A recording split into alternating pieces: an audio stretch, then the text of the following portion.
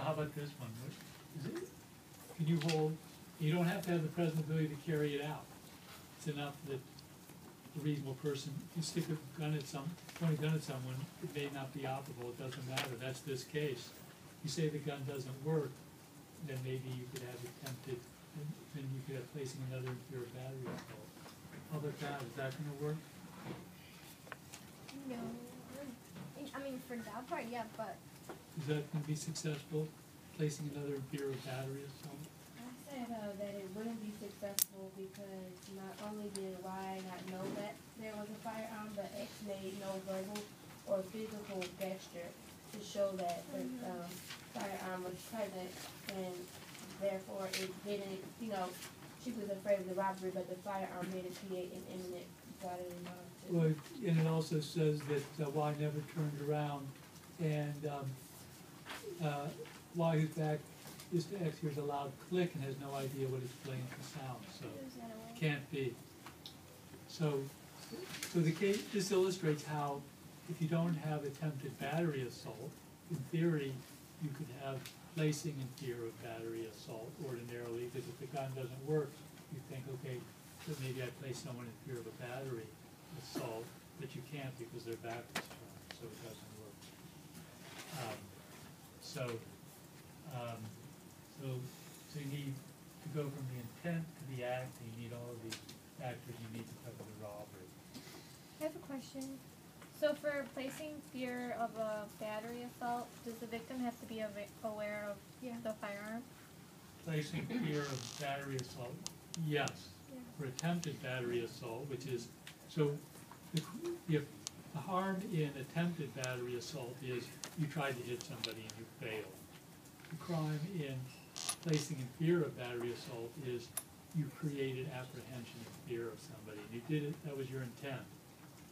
But you didn't show them the gun and the victim didn't know about it. But again, after the fact, the victim's upset, it's not sufficient.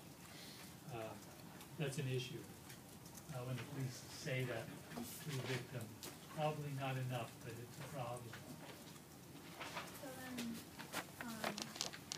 X wouldn't be guilty of fear of battery assault because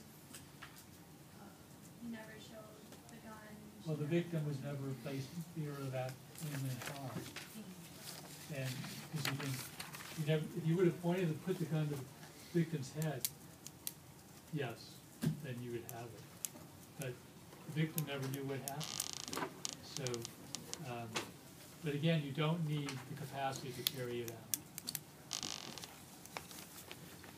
So the third one, okay, so I've had apparently from talking to Ivana and Paula, but they've had questions about this, and other people have asked me about the third one as well.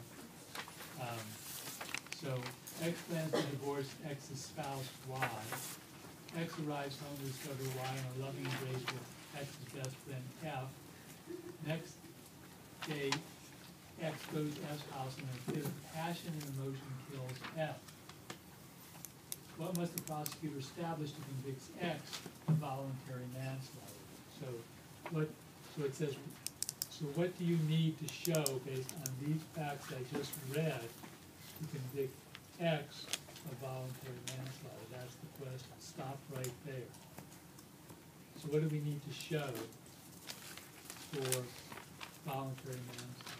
That the emotion, or that the time passed is enough to make it no longer emotional, but like an act of like willingness to do. So we need an adequate provocation. So do we have an adequate provocation in theory? Yeah. Yeah. So one of the areas where you can have adequate provocation is to witness an adulterous relationship. So then you must show that that defendant was inflamed and a reasonable person would have been. And you have a day, so probably you don't have cooling of blood. And then what must you show about what the defendant witnessed and the passion? What's the other thing that you need to show?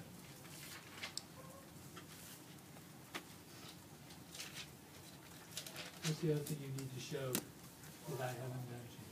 But he did it out of heat of passion, like jealousy, anger, like he was feeling an emotion that caused him to do it as a reaction. Right, the emotion, the passion must be in reaction to what the defendant, in this case, just witnessed. So that must be the cause. Okay, so now it says, it turns out that X did not love Y any longer and did not mind that F was involved with Y.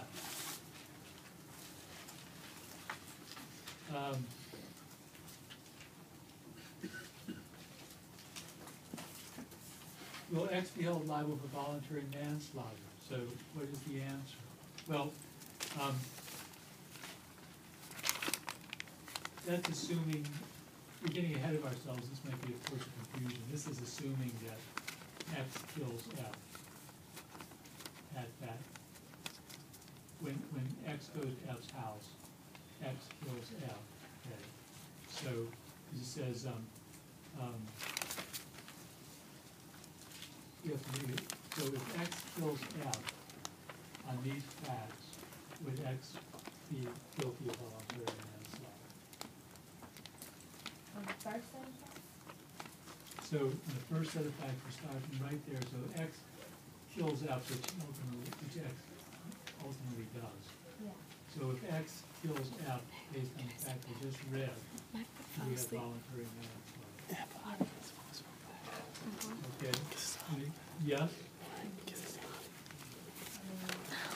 There's a bit of passion here. And emotion, and it's only a day, so like you said, it's not really probably a cooling of the blood of a reasonable person.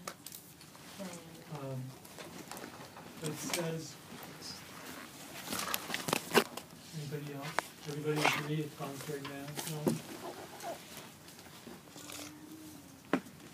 Everybody agree? I would say no. There's no adequate provocation. Well, there is adequate I provocation. mean, on the first date, but she doesn't kill her on the first date. She kills her on the next date, where Well, if it's cooling, we assume that even under the most strict criteria, 24 hours, blood didn't cool. So you still have the passion. What's the fact here that, why you don't have voluntary she manslaughter? didn't kill anyone. What's He doesn't kill we're every at person that point.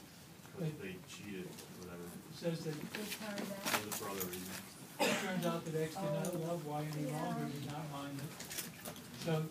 right. So a reasonable person would have been inflamed, but our defendant was not. You can't have voluntary manslaughter. Now it says, now consider a second question. X killed F, you're assuming that X killed F. Because earlier in the day, F told X that F planned to tell the police that X was the killer. Doesn't specify what he killed. Will X be held liable for voluntary manslaughter based on X's reaction to F's statement? So, is that enough, so that's why, so this is why X is upset when X goes over to F's house. Because of that incident, that F told X, I'm going to tell everyone that you're the police that you're the killer. Are we disregarding the fact that he had a relationship with his ex's wife?